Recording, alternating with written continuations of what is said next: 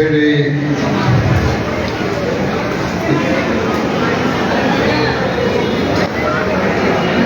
Dewanhat city corporation college চট্টগ্রামে SSC 2025 পরীক্ষার্থীদের বিদায় সংবর্ধনা ও বার্ষিক পুরস্কার বিতরণের অনুষ্ঠানে সম্মানিত সভাপতি, চট্টগ্রাম সিটি কর্পোরেশনের প্রধান শিক্ষা কর্মকর্তা,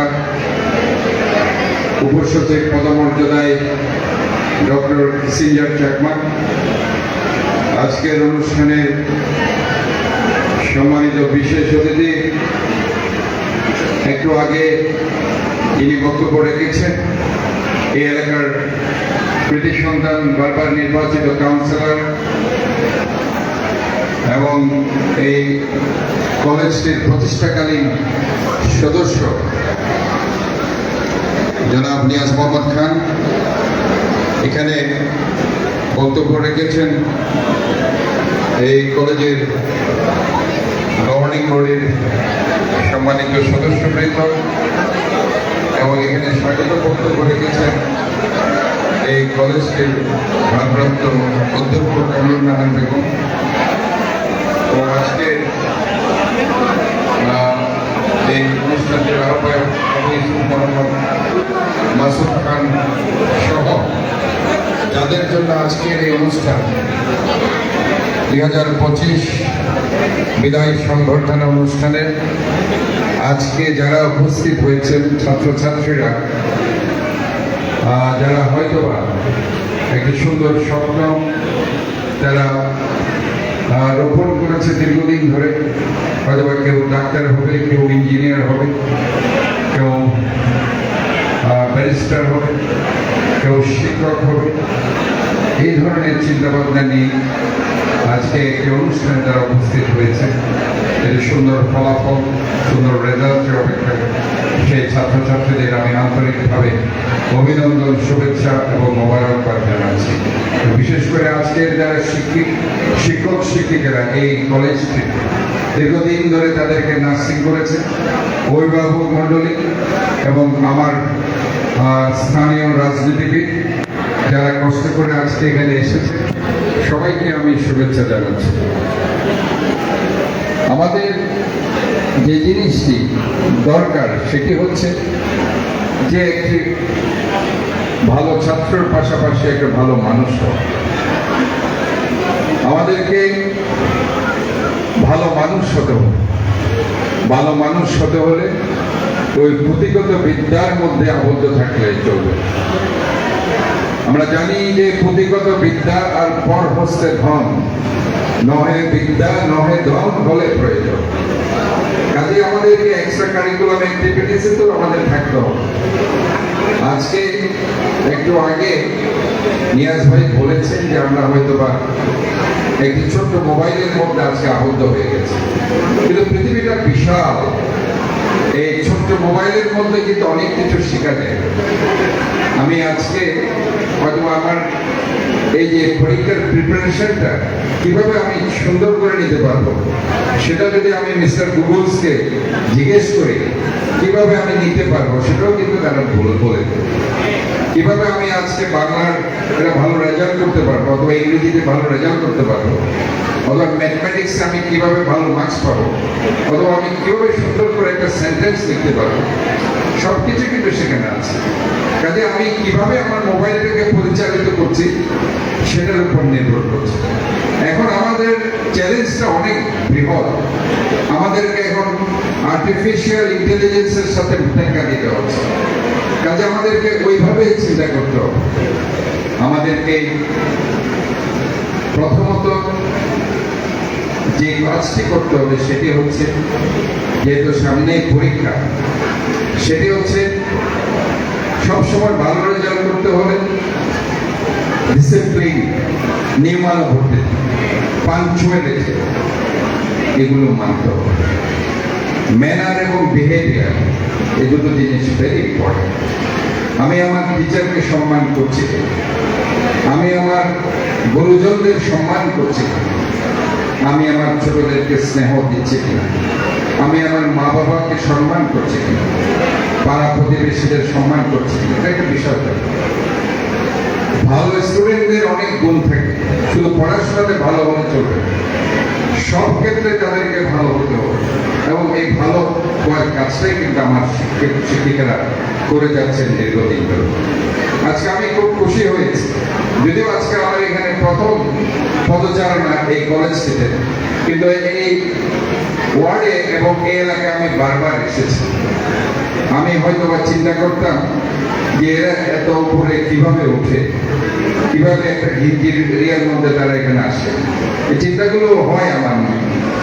আমি এই জন্য যখন এসেছি যে এখানে জিজ্ঞেস করেছিলাম প্রধান শিক্ষিকাকে যে অথবা এখানে কি সমস্যাগুলো আছে, এখানে আমি শুনতে পেয়েছি যে 9টা থেকে 2টার মধ্যে এখানে অনেক সময়, যেহেতু এখানে একটা মার্কেট আছে, তারা সেখানে অনেক ধরনের মালপত্র নিয়ে আসে।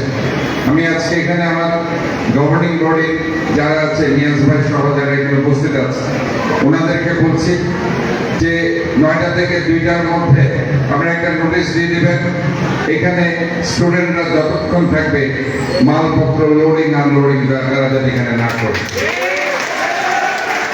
কারণ এখানে একটা পরিবেশ আমাদেরকে তৈরি করে দিবে, এটা আমাদের দায়িত্ব। আমরা যারা এলাকাবাসী আছি, এটা আমাদের নৈতিক দায়িত্বের মধ্যে পড়ে যে তাদেরকে একটা সুন্দর পরিবেশ সৃষ্টি করে দেওয়া। কাজে আমি মনে করি এখানে আমার মনে হয় এখানকার স্থানীয় ছেলেরা এখানে পড়াশোনা করছে, সোফার আমি যতটুকু জেনেছি। এখানে আশেপাশের ওয়ার্ডগুলো, বিশেষ করে 23 নং ওয়ার্ড, 24 নং ওয়ার্ড, 27 নং ওয়ার্ড, 28 নং ওয়ার্ড, লালখান বাজার ওয়ার্ড, ওভারঅল সব মিলিয়ে এখানে আমার মনে হয় একটা বিশাল অংশ এই এলাকার মানুষ, ছাত্ররা এখানে পড়াশোনা করছে। কাজে এদের দায়বদ্ধতা অনেক বেশি এলাকার জন্য। আমি মনে করছি, অথবা আমরা মনে করছি যে হয়তো আজকে আমি এখান থেকে এই বিদায় শেষ বিদায় হয়। এই স্কুলের এবং কলেজের কথা বারবার মনে পড়বে। যতই আমি বড় হই না কেন, যতই উপরে উঠতে থাকি না কেন, কিন্তু এই স্মৃতিগুলো কখনো ভুলার নয়। কাজে সবসময় স্কুলের টিচারদের কথা মনে রাখতে হবে, স্কুলের এই প্রতিষ্ঠানটির কথা মনে রাখতে হবে। হয়তো একদিন বড় হয়ে স্কুল কলেজের জন্য অনেক কিছুই করার থাকে, এবং সেই কাজটি ভবিষ্যতে আমাদের করে যেতে হবে এই প্রতিষ্ঠানটির জন্য। শুধু এটাই নয়, আমরা যদি শুনি যে আমার কোন একজন শিক্ষক অসুস্থ আছে, পরিবার অসুস্থ আছে, আমার কোন শিক্ষিকা অসুস্থ আছে, তাদের পাশে দাঁড়ানো আমাদের নৈতিক দায়িত্ব, এবং এটাই আমাদের শিখতে হবে। কাজে আমি মনে করি যে আজকে আমরা বিদায় নিয়ে চলে যাচ্ছি, এটা নয়, এটা মনে রাখতে হবে মৃত্যুর আগেও এই প্রতিষ্ঠানটির কথা আমাদের মনে পড়বে, যারা এখানে পড়াশোনা করছে। এই স্মৃতিগুলো ভোলার নয়। আজকে এমন একটি সময়ে আমরা পার করছি যখন এটা বিশ্বব্যাপী এটা কোভিড ওমিক্রন XBB আমাদের দেখানা দিয়েছে। তার আগে আমাদের কোভিড ডেল্টা ভ্যারিয়েন্ট খানা দিয়েছে, অনেক মৃত্যুবরণ করেছে। আজকে আমরা দেখতে পাচ্ছি প্রায় 40-এর উপরে আক্রান্ত হয়েছে। আমরা হয়তো মনে করছি মাস্ক পরছি না, কি হয়েছে, কিন্তু মাস্ক আমাদের পরিধান করতে হবে। এটা আমাদেরকে সতর্কতা অবলম্বন করতে হবে। অন্যথায় দেখা যাবে হু হু করে এই রোগীর সংখ্যা বেড়ে যাবে। আমরা দেখেছি অতীতে সমস্ত হসপিটাল মিলেও অনেক সময় তারা কাভার করতে পারে, কারণ আমাদের কিন্তু ইনস্ট্রুমেন্টের স্বল্পতাও আছে। তারপরেও আমি Chattogram medical, Chattogram general hospital, master hospital, international medical college, সব জায়গায় আমি নিজে গিয়েছি। সেখানে তাদের ইনফ্রাস্ট্রাকচার ফর দ্য কোভিড ওমিক্রনের সেটা আমি নিজে দেখেছি, এবং তারা ইনশাআল্লাহ সেটা প্রস্তুতি নিয়েছে। আমাদের চট্টগ্রাম সিটি কর্পোরেশন মেমন 2-তেও আমরা একটা সেন্টার শুরু করছি। সেখানে আগের থেকে একটা ডেঙ্গু সেন্টার ছিল, সেখানে আমাদের ভ্যাকসিনেশন সেন্টারও আছে।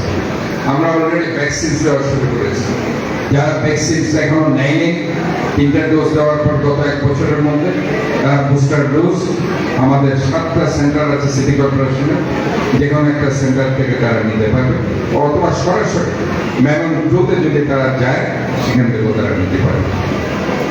এবং সিভিল সার্জন অফিসে প্রায় 80,000 ডোজ এখনো আছে এই ভ্যাকসিন। তাহলে আমি মনে করি যারাই পারে তারা দ্রুত, বিশেষ করে রিস্ক ফ্যাক্টর যাদের আছে 60 ঊর্ধ্ব এবং যারা প্রেগনেন্ট মাতা, তাদেরকে অবশ্যই এই টিকাগুলো নেওয়া উচিত বলে আমি মনে করি। এবং আমরা আরো একটি ব্যাপারে সচেতন করতে চাই, সেটি হচ্ছে ডেঙ্গু, চিকুনগুনিয়া। আজকে জ্বরের প্রকোপ বৃদ্ধি পাচ্ছে। জ্বর হলেই আমরা শুধু ভাইরাল ফিভার চিন্তা করবো না, জ্বর হলেই অন্যগুলো আমাদের চিন্তা করতে হবে। আইদার সেটা ডেঙ্গু হতে পারে, ম্যালেরিয়া হতে পারে, চিকুনগুনিয়া হতে পারে। কাজে সব কিছুর পিছনে যে জিনিসটি কাজ করে সেটা হচ্ছে গণসচেতনতা এবং সতর্কতা। কিভাবে আমরা গণসচেতনতা বৃদ্ধি করতে পারি, সতর্কতা অবলম্বন করতে পারি, সেটা আজকে আমার ছাত্রছাত্রীদের আমি বলতে চাই। আমরা সব সময় নিচে যখন কোনো ডাবের খোসা দেখব, প্লাস্টিকের কন্টেইনার দেখবো, এই ধরনের কোন প্লাস্টিক খোলা বোতল, খোলা কোন প্লাস্টিকের বোতল কিংবা পলিথিন, খোলা পলিথিন, এগুলো আমরা ডাস্টবিনের মধ্যে ফেলে দিই। কারণ এগুলো যখন খোলা থাকবে অটোমেটিক্যালি স্বচ্ছ পানি, যে বৃষ্টির পানি, এই স্বচ্ছ পানির মধ্যে কিন্তু ডেঙ্গুর যে এডিস মশা, যার কারণে এই ডেঙ্গুর উৎপত্তি হয়, এডিস মশার লার্ভা, ছোট ছোট লার্ভা সেখানে জন্ম নেয়। কাজেই ওই চান্স আমরা দিব না, আমরা সেগুলোকে ডাস্টবিনে ফেলে দেব। সেটা করে দুটো উপকার হচ্ছে। একটা হচ্ছে আমি শহরকে সুন্দর রাখছি, যেটা আমি চিন্তা করছি একটা clean city, green city, healthy city, safe city, এবং পাশাপাশি একটা ডেঙ্গু মুক্ত, ম্যালেরিয়া মুক্ত একটি শহর আমরা পাচ্ছি। কাজে এটা দুটো জিনিস, আমরা শুধু শহরকে পরিষ্কার রাখছি না, আমরা ডেঙ্গু এবং চিকুনগুনিয়া থেকে মুক্ত হচ্ছে। কাজে এই জিনিসগুলো আমার স্টুডেন্টরা করতে পারে। এবং স্টুডেন্টদেরকে আমরা বলতে চাই, এখান থেকে শিখতে হবে। এই চকলেট খেয়ে, এই যে আমি চকলেটটা খুললাম, খেলাম, এটাকে আমি এখানে ফেলবো নাকি ডাস্টবিনে ফেলবো? অথবা ডাস্টবিন না থাকলে আমি কি করবো? ডাস্টবিন না থাকলে আমি হাতের মধ্যে রাখবো, তো আমার যদি একটা ছোট ব্যাগ থাকে সেটার মধ্যে ঢুকিয়ে রাখবো, কোন একটা জায়গায় ডাস্টবিন দেখলে সেখানে ফেলে দেবো। এই শিক্ষাগুলো আমাদেরকে ছোট্ট জিনিস, কিন্তু এটা অনেক কিছুই আমার যখন বড় হব, আরো বড় হব, তখন সেটা থেকে আমি অনেক কিছু শিখতে পারবো।